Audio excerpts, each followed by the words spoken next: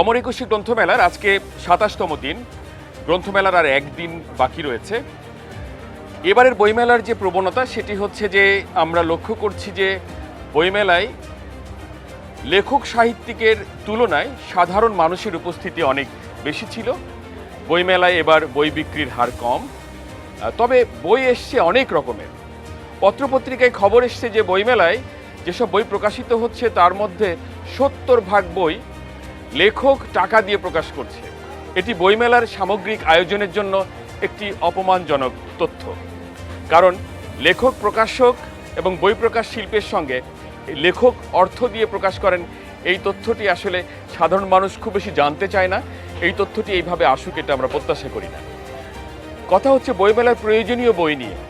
আমরা অনেক আগেই এই কথাটি বলেছিলাম, বইমেলায় যেসব বই অত্যন্ত গুরুত্বপূর্ণ সেটি বাংলা একাডেমি অথবা কোনো সংগঠন প্রতিদিন একটি জরিপ করে এটি প্রকাশ করতে পারে যে আজকের বইমেলায় প্রকাশিত গ্রন্থগুলির মধ্যে অমক বইটি অমক ক্যাটাগরির, অমক বইটি অমক ক্যাটাগরির, এবং বইমেলার শেষে এবারের বইমেলার শ্রেষ্ঠ বই, বিষয়, গুণগত মান সবগুলোর মাপকাঠির বিবেচনায় সেটি কোনোভাবে যদি তথ্যটি প্রকাশিত হতো তাহলে মানুষের কাছে বুঝে নেওয়া খুব সুবিধা হতো যে সারাটি বছর ধরে সে কোন কোন বই সংগ্রহ করবে এবং একজন নতুন পাঠক কোন কোন বই পড়ে আমাদের দেশের সামগ্রিক সাহিত্য তথা অন্যান্য চিত্র সম্পর্কে জানতে পারবে। সেটি একটি ভালো বিষয় হতো। বইমেলায় প্রতিদিনই নানান রকমের বই এসছে। আজ যে বইটি আমার হাতে রয়েছে এটি আমেরিকার নিউ ইয়র্ক প্রবাসী ডক্টর আবু জাফর মাহমুদের বৈশ্বিক ও আঞ্চলিক রাজনীতি, আমেরিকা, ভারত, মধ্যপ্রাচ্য।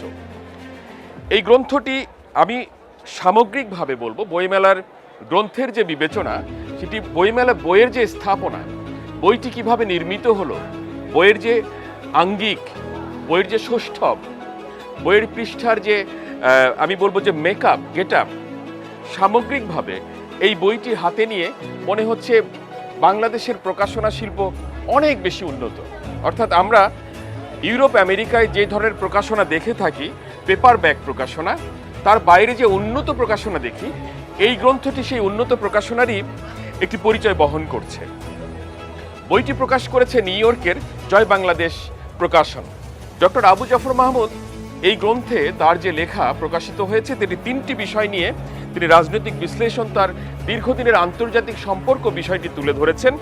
আমেরিকা, ভারত এবং মধ্যপ্রাচ্যের অভ্যন্তরীণ এবং সামগ্রিক রাজনীতির যে সমীকরণ এবং তার যে দীর্ঘ রাজনৈতিক জীবনের অভিজ্ঞতা, তার সংমিশ্রণে তিনি লিখেছেন নিরন্তর, এবং 2015 থেকে 2017 এই দুই তিন বছর তিনি নিরন্তরভাবে নিউ ইয়র্ক থেকে প্রকাশিত সাপ্তাহিক বাংলাদেশ সহ অন্যান্য পত্রিকায় তিনি নিয়মিত এটি লিখেছেন, এবং সেই গ্রন্থটি প্রকাশিত হয়ে 2025 সালে বইমেলায় এসছে।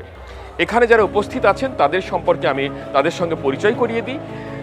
বাম থেকে আছেন লেখক শাহজাহান মোহাম্মদ, আছেন দেশের খ্যাতিমান ছড়াকার, গবেষক, লেখক আতিক হেলাল।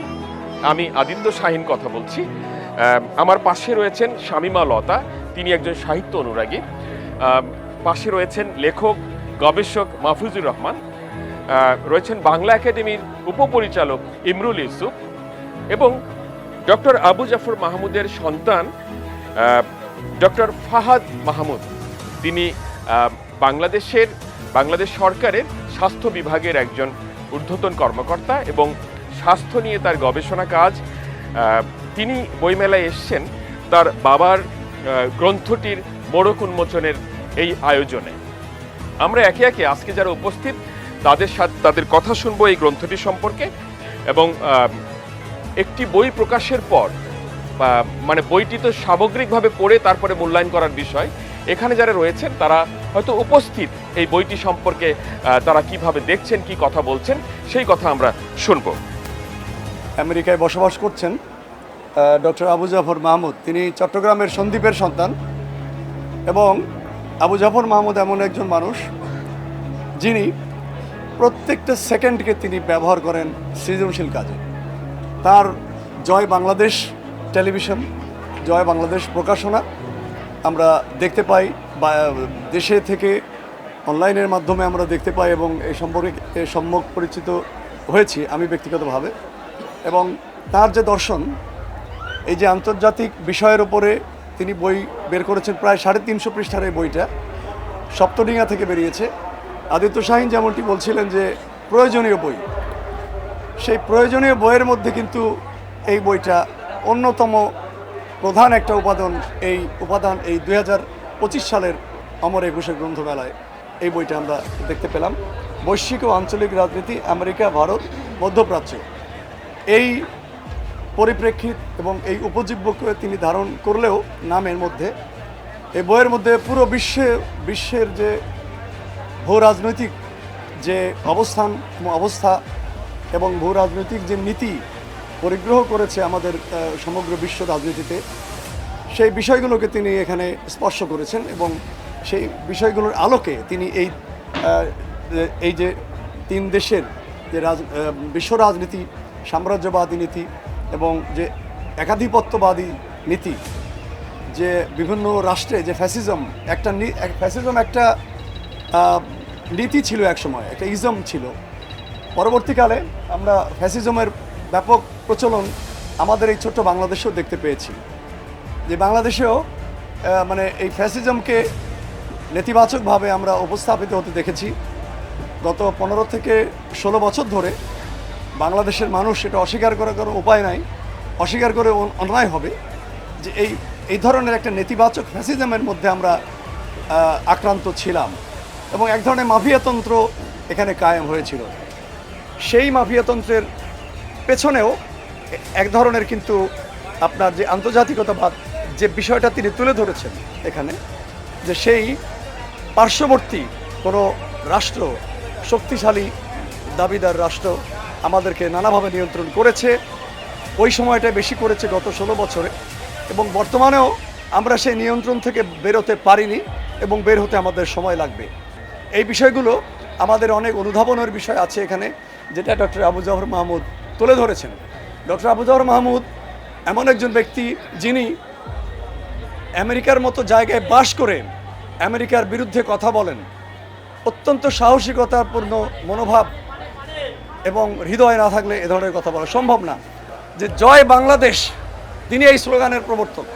তিনি একসময় আপনার যখন রাজনীতি তিনি শুরু করেন, তখন আপনার সমাজতান্ত্রিক রাজনীতি দিয়ে তার রাজনৈতিক জীবন শুরু হয়। এবং আমি যতদূর জানি তার বন্ধু প্রফেসর আফতাবউদ্দিন আহমেদ, মরহুম প্রফেসর আফতাব আহমেদ, তারা গণকণ্ঠ বের করতেন। এই আবু জাফর মাহমুদও সেখানে ছিলেন, সেই গণকণ্ঠ। তাই আবু জাফর মাহমুদ সাংবাদিকতা আজকে থেকে করেন না, সে দীর্ঘকাল আগে থেকে, তিনি আপনার 72 সাল থেকে যখন মুজিবের শাসন চলছে, তখন তাদের ভাষায় সেই দুঃশাসনের বিরুদ্ধে তারা গণকণ্ঠ কেন্দ্রিক যে সাংবাদিকতা এবং রাজনীতি তারা এগিয়ে নিয়ে গিয়ে সেই দুঃশাসনের বিরুদ্ধে তারা কথা বলেছেন, সোচ্চার থেকেছেন এবং জীবন দিয়েছেন।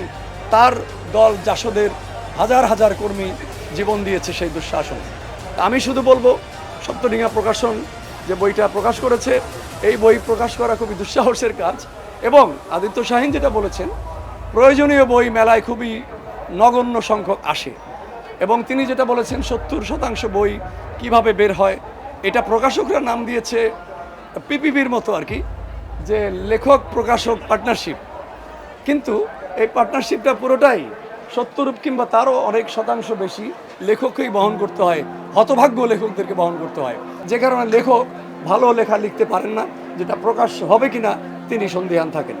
তো এই যে সপ্তডিঙাকে ধন্যবাদ জানাই, যেভাবেই হোক বইটা তিনি প্রকাশ করেছেন, এটা একটা সাহসিকতার বিষয়। এই সাম্রাজ্যবাদের যুগে আমরা এই ধরনের বই আরও বেশি পাবো। যে ডক্টর আবু জাফর মাহমুদের এই যে পথ দেখিয়ে গেলেন, তাকে পথপ্রদর্শক হিসেবে রেখে আমরা যেন এই ধরনের গবেষণা কর্মে নিজেকে ব্যাপৃত করতে পারি, আমরা গবেষণা পড়তে পারি এবং গবেষণা করতে পারি।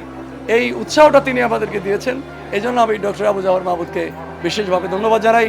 তার পরিবারের, তার সন্তান এখানে এসছেন, এটা যে বাবাকে লেখালেখিতে উৎসাহ দিচ্ছেন সন্তান, এটা কিন্তু দেখা যায় না। তার সন্তান ব্যস্ত থাকেন, তথাকথিত অনেক কাজে ব্যস্ত থাকেন বা ব্যস্ততা দেখান, এবং সন্তানকে বাবা উৎসাহিত করছেন, বাবাকে সন্তান উৎসাহিত করছেন, এটাও একটা আশাপ্রদ বিষয় আমাদের জন্য।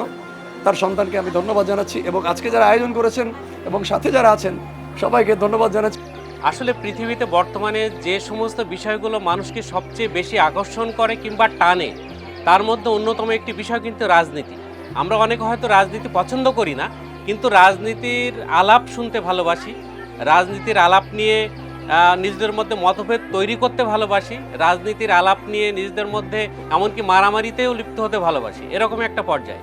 যদিও আমরা রাজনীতি অ্যাভয়েড করি, যতই বলি না কেন, কিন্তু আমাদের কিন্তু রাজনীতি আমাদের পথ ছাড়ে না, আমাদের পদে পদে আমরা রাজনীতির সম্মুখীন হই। তো সেক্ষেত্রে রাজনীতি কিন্তু সারা বিশ্ব জুড়ে একটি আলোচিত এবং সবচেয়ে আকর্ষণীয় একটি বিষয়। সেরকম একটি আকর্ষণীয় এবং আলোচিত বিষয় নিয়ে কাজ করেছেন ডক্টর আবু জাফর মাহমুদ। ওনার বইটার বিষয় বৈশ্বিক ও আঞ্চলিক রাজনীতি, আমেরিকা, ভারত এবং মধ্যপ্রাচ্য। 3টি অধ্যায়ে এই বইটি বিভাজিত হয়েছে এবং আমাদের আতিক হেলাল ভাই এবং আদিত্য শাহিন ভাই এই বই সম্পর্কে আগেই বলেছেন। সুপ্রিয় দর্শক শ্রোতা যারা আপনারা দেখছেন এবং আমাদেরকে শুনছেন, আপনারা ইতিমধ্যে জেনেছেন এবং বইটির পাঠে আপনারা আরও বেশি এ বিষয়ে জানতে পারবেন। বইটির প্রচ্ছদ করেছেন আদিত্য শাহিন ভাই। সুতরাং এই অদ্ভুত একটা প্রচ্ছদ আমাদের আসলে সত্যিকার অর্থে যে এই বইটা ভালো লাগছে। এটা রয়্যাল সাইজের, এরকম নির্মাণ সৌকর্য এবং প্রকাশনার দিক থেকে অত্যন্ত আধুনিক। এই বইটি যেমন সুন্দর এবং এটার বইয়ের makeup, get up, set up সহ অন্যান্য ভাষা প্রকরণ এবং এটার আলাদা একটা ভূমিকা বা নিবন্ধ রয়েছে। এখানে যিনি নিবন্ধ রচনা করেছেন তিনিও একজন বাংলাদেশের খুব খ্যাতিমান মানুষ। সেক্ষেত্রে এই বইটার একটা বিশেষ গুরুত্ব রয়েছে এবং আলাদাভাবে বলতে গেলে যেমন আনোয়ার হোসেন মঞ্জু এই বইটির একটি বিশেষ নিবন্ধ লিখেছেন। সেই সঙ্গে এই তার নিবন্ধটি পাঠেই জানা যায় যে বইয়ের মধ্যে আসলে কতগুলো বিষয় আলোচিত হয়েছে। শুধুমাত্র যে আমেরিকা, ভারত, মধ্যপ্রাচ্যের বিষয়টা আলোচিত হয়েছে তা নয়, বৈশ্বিক রাজনীতিগুলো আলোচনা করতে যে উনি এর সঙ্গে যে সোভিয়েত ইউনিয়নের যে বিভাজন সেটা কিভাবে হয়েছে এবং সেই জায়গাগুলো আমেরিকার মতো আমেরিকা, ইংল্যান্ডের মতো দেশ কিভাবে সেগুলো জায়গাটা দখল করেছে সেটারও কি একটা আলোচনা কিন্তু এটার মধ্যে স্থান পেয়েছে। সেদিক থেকে এটার গুরুত্ব কিন্তু কম নয়।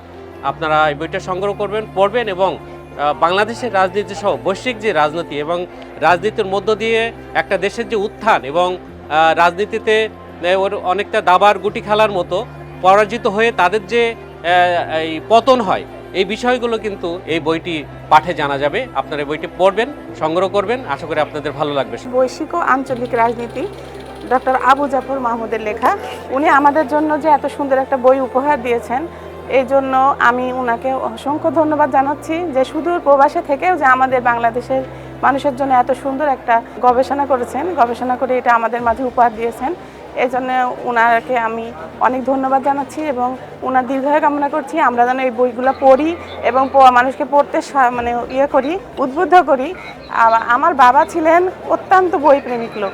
উনি সবসময় বই পছন্দ করতেন, বই পড়তেন, মানুষকে বই উপহার দিতেন। সেই থেকেই বইয়ের প্রতি আমাদের এত নেশা, মানে আমাদেরও খুব ভালো লাগে। প্রতিটা ভাই বোন আমরা বইয়ের প্রতি এরকম আকৃষ্ট, বই দেখলেই পড়তে ইচ্ছা করে। আমি চাই যে এখানে যারা আছেন সবাই এই বইটা পড়বেন, দেখবেন এবং জানবেন বইটা সম্পর্কে। বইটি আসলে রাজনৈতিক প্রেক্ষাপট, আমাদের যে এখন বর্তমান একটা নৈরাজ্য চলতেছে সব জায়গায়, মহাবিশ্বে প্রায়, মানে আফগানিস্তান, তারপরে আপনার হলো ফিলিস্তিন, এই যে একটা আমরা মানে ধ্বংসযজ্ঞের মধ্যে পড়ে আছি, সেখান থেকে বের হয়ে আসার জন্য এই যে বইটি প্রকাশ করেছেন লেখক, এই বইটির মধ্যে আসলে আমার মনে হয় এই সমসাময়িকের জন্য অনেক উপযুক্ত সময়। তো আমরা আসলে এই বইটি সপ্তডিঙ্গা থেকে সংগ্রহ করব। আমি আর বেশি কিছু বলবো না এবং এই লেখকের দীর্ঘায়ু কামনা করি এবং আমার সাথে যারা আছেন তাদের জন্য শুভকামনা থাকলো। অনেক ধন্যবাদ। আজকে আসলে এমন একটা আয়োজনে এটা আমার জন্য বড় একটা সৌভাগ্য। আমরা সবাই লিখতে পারি, কিন্তু লেখা তাকেই মানায় সেই বিষয়টার ব্যাপারে জানে এবং সেই বিষয়টার ব্যাপারে সে জড়িত। বা আব্বা অনেক তথাকথিত রাজনীতির সাথে আব্বা হয়তো খুব বেশি জড়িত নয়, তবে রাজনীতি মানে যে এটা দেশের জন্য কিছু করা, সেই প্রসিডিওরের সাথে আব্বা সেই যুদ্ধ থেকেই জড়িত। তো আব্বা সবসময় দেখতাম আমাদের সাথে তার সমসাময়িক যে চিন্তা, সেই জিনিসগুলোকে শেয়ার করতেন। আসলে আমি বলবো না যে আব্বু খুব সময় নিয়ে একটা বই লিখেছেন, ব্যাপারটা তা নয়। উনি বিভিন্ন সময়ে পত্রিকায় কলাম লিখতেন, সেটা অনেক আগের থেকেই লিখতেন। ওনার চিন্তাভাবনাগুলোকে উনি শেয়ার করতেন। এমন না যে খুব স্বীকৃতি পাওয়ার উদ্দেশ্যে সেটা করতেন তা নয়, বরং যদি ওনার কলামগুলো আপনার কখনো পড়ার সুযোগ এই বইয়ের মাধ্যমে হয়তো হবে, যে দেখবেন প্রতিটা লাইনের মধ্যে না ইনফরমেশন আছে। তো এটা তাকে দিয়ে সম্ভব হয় যে ব্যাপারটা সম্পর্কে জানে, গবেষণা করে, মন গড়া কোনো কথা না, কারণ এই সময় যুগে সব কিছু অথেন্টিক হতে হয়, ইনফরমেটিভ হতে হয়। তো এই বইগুলো আসলে তার চিন্তাভাবনার একটি বহিঃপ্রকাশ। আমি আদিত্য শাহীন সাহেবকে অনেক ধন্যবাদ জানাবো এত সুন্দর একটা মোড়কের মাধ্যমে, সংকলনের মাধ্যমে বই মানে এই কলামগুলোকে সংরক্ষণ করার জন্য।